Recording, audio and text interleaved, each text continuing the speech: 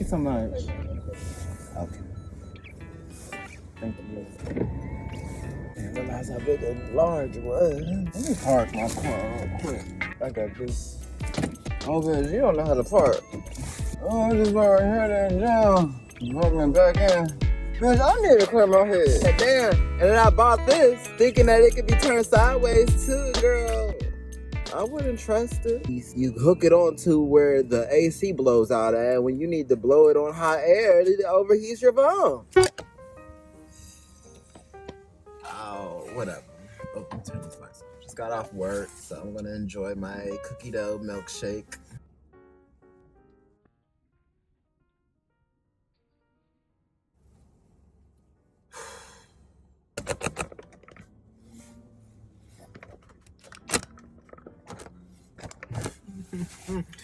That'll do. I'm torn in between two phases in my life. I'm trying to listen to my intuition. I told y'all in my Trilogy series, I told y'all that when you go into survival mode, you tend to forget all the things that bring you joy. And then when you stop practicing those things, you don't stop doing those things when you're a child. You're supposed to relive them. When you become an adult, you gain some sort of financial freedom or some sort of financial access to do the things that once brought you joy, maybe on like another level, so you can keep the peace and joy within your life. I'm gonna simplify like this. I came to realize what will bring me joy in my life. I've realized that vision after I had what they call that a financial windfall of money that came in my direction. I missed my mark, and so to achieve that again, it just seems like the window of opportunity is taking her sweet precious time. I can't unsee it. So it's a dilemma of like, you know the vision, you know the direction you're going, you just got some steps that needs to be met first. When the opportunity had presented itself, I didn't have the idea then. It's like I'm more in the phase that I went through of beating yourself up, getting through that phase. Now I'm just like really pushing my smile forward. I'm trying to appreciate the things in my life. I'm trying to heighten those blessings so God can present what's meant for me.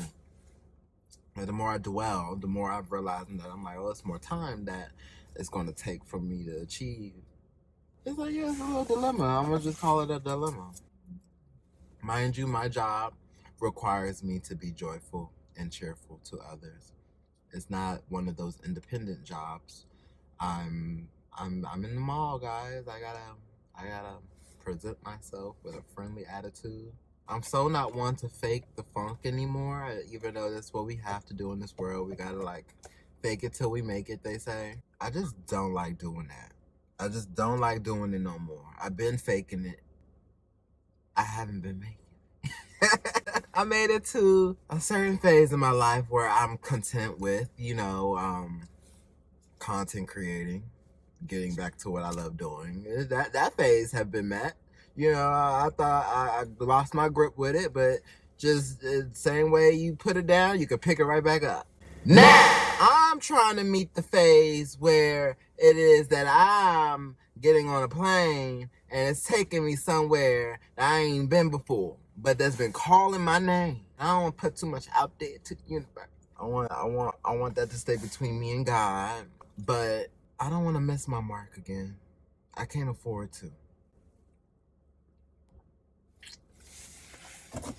God present me my mark again, I'm taking it. I'm executing it. I guess we gotta do a couple woosahs and meditate and just try to keep the sanity at a consistent level.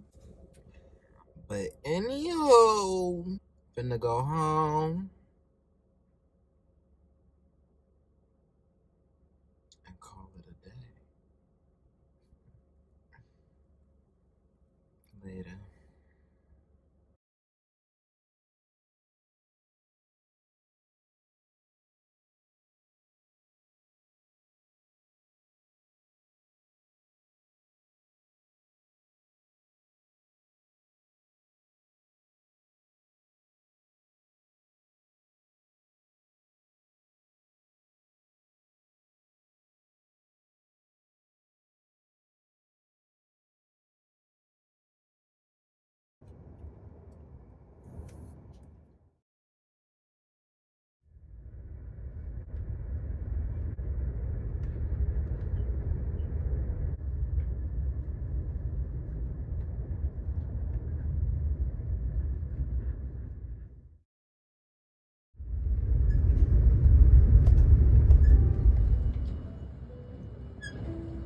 like you're holding on to something and it's holding you back, let it go.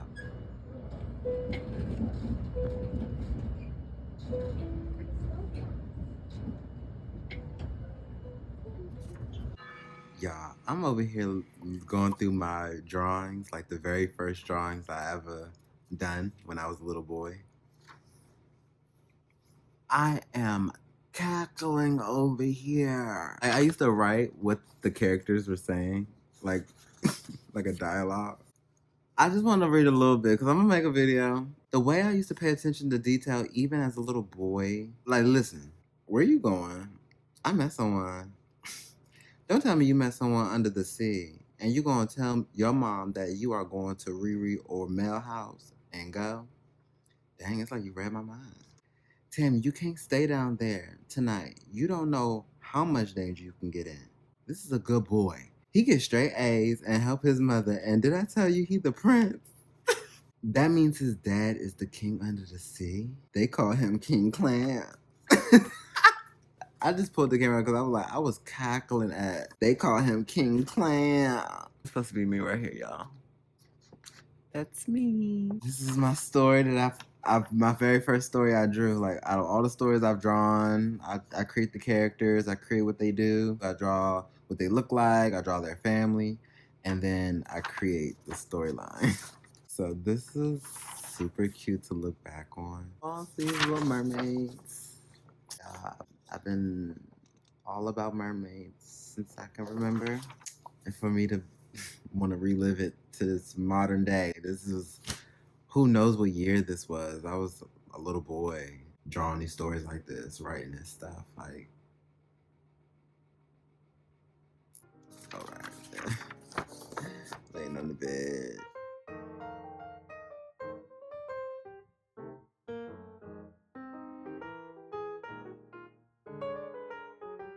They caught on that I was a merman. I'm in the bed. This is so cute. Brought back so many memories. I believe I named that story Witches and Warlocks. What a trip down memory lane.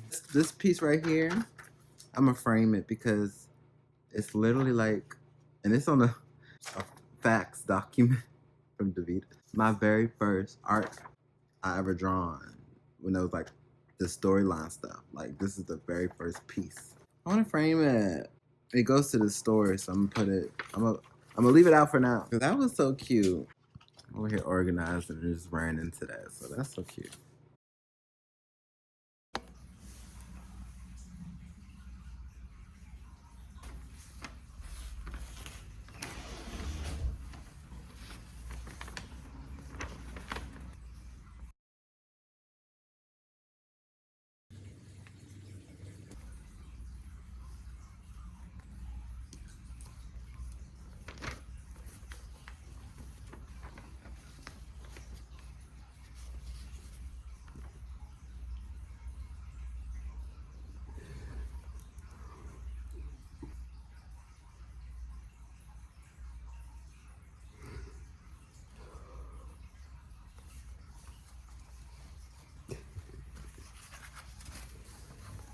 I gotta keep these. I gotta read those.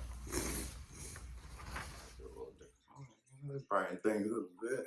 Just wanted to hop on and open up a little bit of, be real with y'all a little bit when it comes to my stability. It's been a very tough 6 years of my life adjusting to another country. When I had it in the back of my head that Canada was going to be a supportive country, a place that I could like regroup and recharge, just reset my mind. Coming from out of the U.S., it's like a very fast pace. So I came here with the intentions of starting anew, and it just feels like I've been challenged on a whole different level. I've managed to still land jobs. I've always been able to land a little position. It's gotten harder over the years. The economy is changing. I just got news from another caseworker, just gave me the unfortunate little speech. And it's like I've just been getting hit with those from left to right up here, and I have no clue why, because I've been working, I've been filing my taxes. Like I low-key was like, is this somebody against me up in that motherfucker in the government? Like what the fuck y'all on? I don't know if y'all just understood what the fuck I said. It's like I don't like thinking like that, because it's like things can get resolved, things can be wrapped up real simple, but it's like humans do be complicating stuff. Quit playing with me. Your boy out here trying to survive, y'all. All while I struggle with anxiety. I struggle with issues, real life problems that is low key like affecting me physically, emotionally, mentally. And I'm just, I'm trying to wrap that little life up. But while it's still presently in my reality right now, I completely am phased out. I am present because I have to be friendly to people and everything like that, but mentally gone. I think the life that I desire living is playing, like in my world. I'm living that life in my world. In this reality, I'm over here doing what I have to do to survive. Mentally, I'm gone. Oh God, don't even care to mix and mingle nothing. I don't even know how to describe this. Just being alone will do that. Isolation. I didn't ever want to turn into one of those people that just completely checked out from society. I find my strength in isolation. Therefore, if I could just meet the evolved version of me that is living the life that I desire to live, meet the present me here, and they just have like a moment with each other, shed that old version, keep it pushing. That's what I admire out of life. Nothing to look back on. I find fulfillment out of my detachment. Things that I let go of, I find peace in that. Like holding on to it harbors way too much energy, emotions that's unnecessary. It affects me. I always wondered, like, is that a bad thing or a good thing? And it could be a bad thing if you don't learn how to appreciate the moment in your life. We're gonna have memories. Like I feel like everything we touch in this world is it's gonna be a memory to that's gonna be able to last, especially in ways that we know how to create.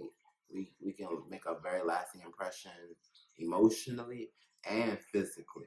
So I don't have like all these things that we want to put up on our walls and apartments. That bug is gone. I don't have that in me anymore. To experience a few apartments or rooms, to put my little taste and what I know how to do. You can only do but so much in these places. And this is not even mine. This is like my sister, with her gracious heart, has been there for me since the very beginning of my transition of moving from the U.S. and Canada, and it has not been a pretty feeling observing your older sibling basically watch your life basically crumble and just come fall apart to just be rebuilt. It's a beauty in it, but it's also heartbreaking. It was in a whole different era in my life when I wasn't around. And when I came up here is when everything pretty much just did a number. I want to thank her. I want to express my gratitude, although I have in ways that a lot of people probably don't even understand. I could get up on front of a camera and look at it in this camera lens and talk to it, and like I'm talking to a person and express myself in those ways. But somewhere deep down, when it came to my personal life, there's a disconnection that I face that has challenged me now that I'm a grown adult, taking accountability in my life, whereas I have intentionally held myself back, growing close, committing myself in bonds and connections.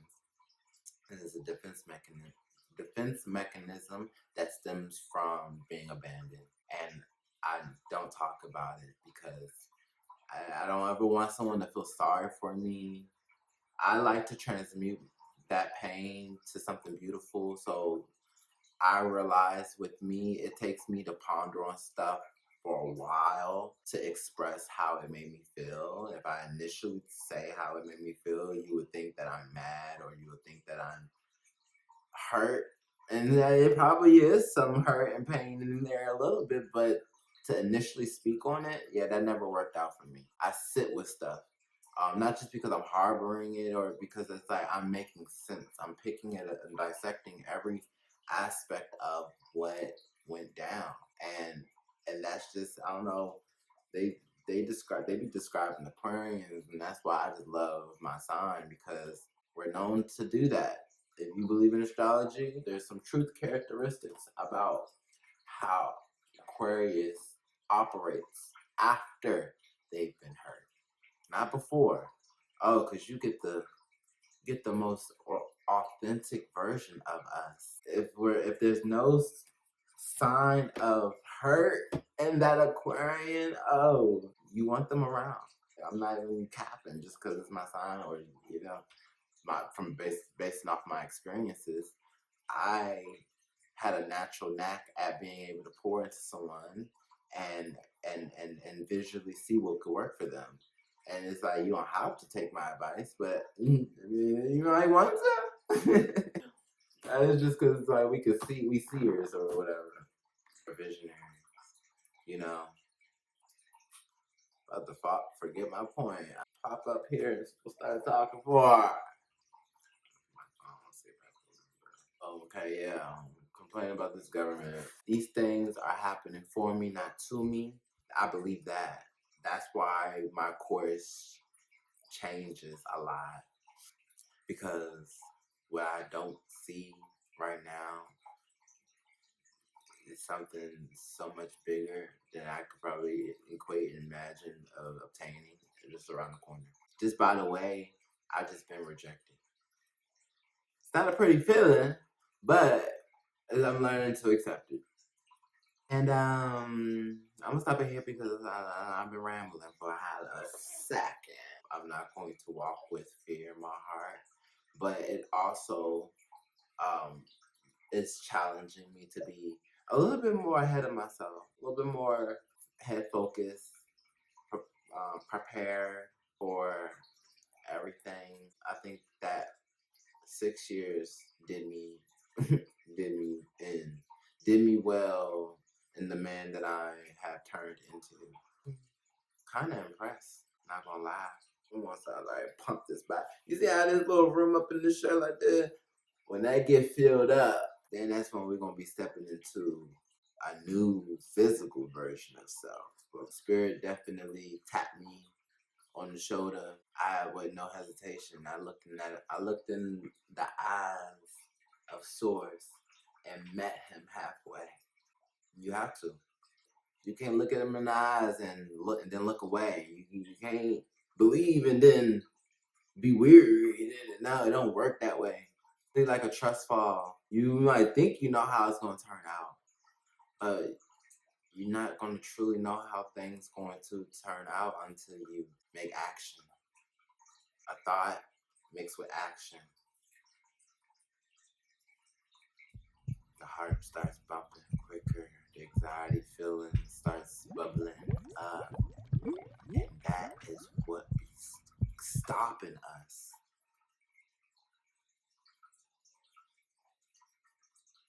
No. I'm just so tired of us holding ourselves back. I don't know why I feel like I'm about to get emotional. Feels like I'm speaking to someone right now. And I could probably be speaking to myself. I told myself this a long time ago. It's like, get out of your way.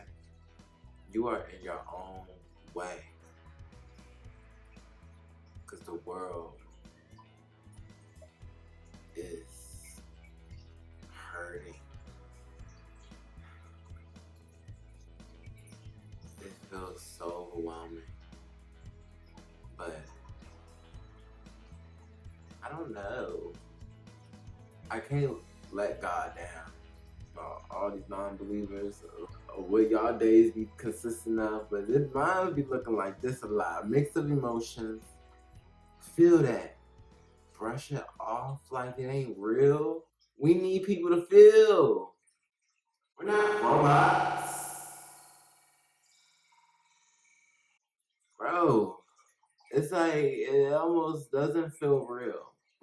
But it is. And one thing I could be honest and open up about what I feel like I've been yearning for, and it's a friend. I don't like to toot my own horn. I low key like to toot my own horn. But the kid is a handsome fella. I get why, not able to easily make connections because I'm aware of what the outside looking in gives.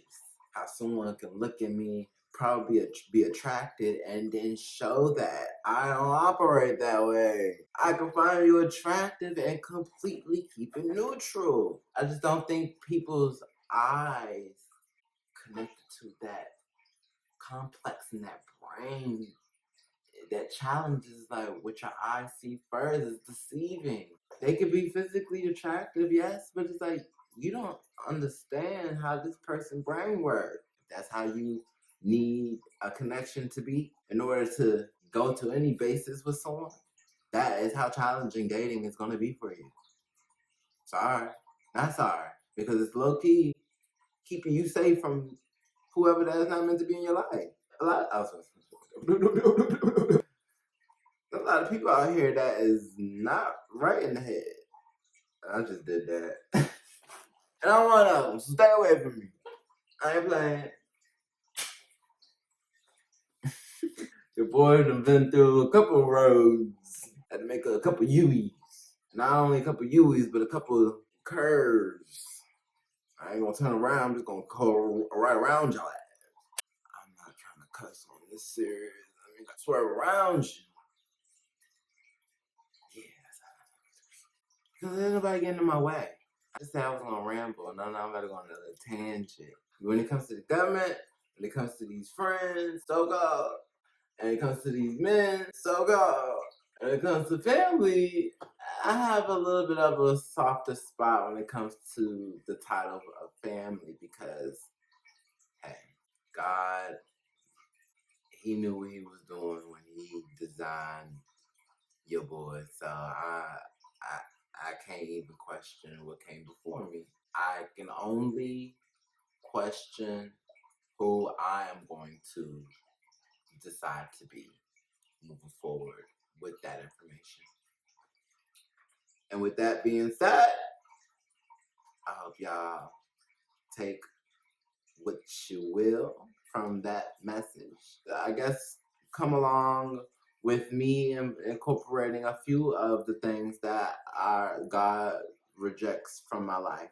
I don't look at those as stepbacks, or I don't look at those as downfalls. It may feel like, dang, another unfortunate. Okay.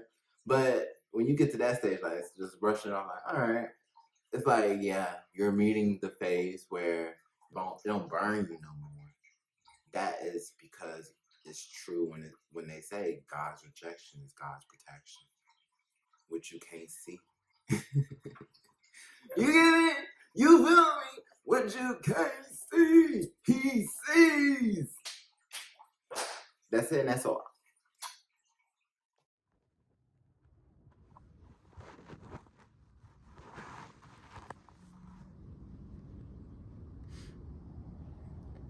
Let go and let God. As children bring their broken toys with tears for us to mend, I brought my broken dreams to God because He is my friend. But then instead of leaving Him in peace to work alone, I hung around and tried to help with ways that were my own. At last, I snatched them back again and cried, "How can you be so slow?" "My child," He said, "what could I do? You never did let go." That still gives me chills to this day. Let go and let God. man.